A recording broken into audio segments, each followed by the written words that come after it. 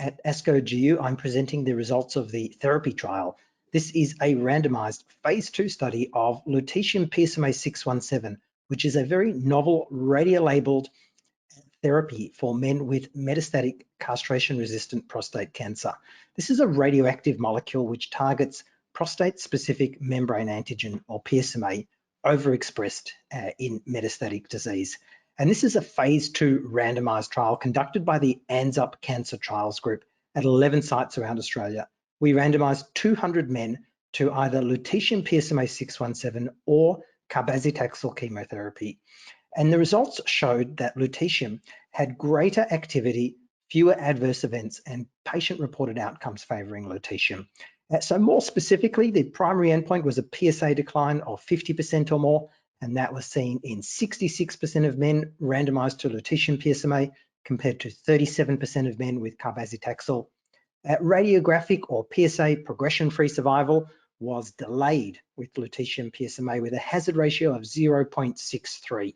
At 12 months, 19% of men randomized to the lutetium arm had not progressed compared to 3% with cabazitaxel. Objective response rates using CT RECIST were 49% compared to 24%, and grade 3 to 4 adverse events, despite this greater efficacy, were lower with lutetium PSMA at 33% compared to 54%. And importantly, in this group of men, we looked at a lot of patient-reported outcomes, and the overall quality of life with the global health scores were similar, but we saw significant differences favoring lutetium PSMA for a variety of symptom endpoints such as fatigue, diarrhea, hair loss, sore hands or feet, and urinary symptoms.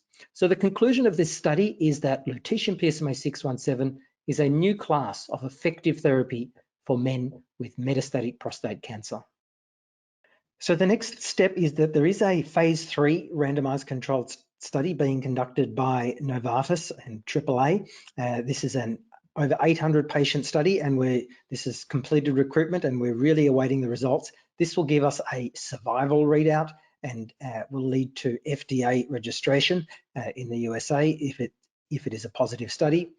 In the meantime, for men where this therapy is available, and it is available in some parts of the world, the therapy trial, although only phase 2, really provides compelling evidence that it is a potential alternative to cabazitaxel.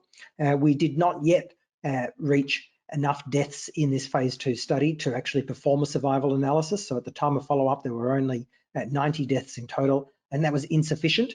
So we will perform a further analysis of the therapy study in next year to look at that survival endpoint.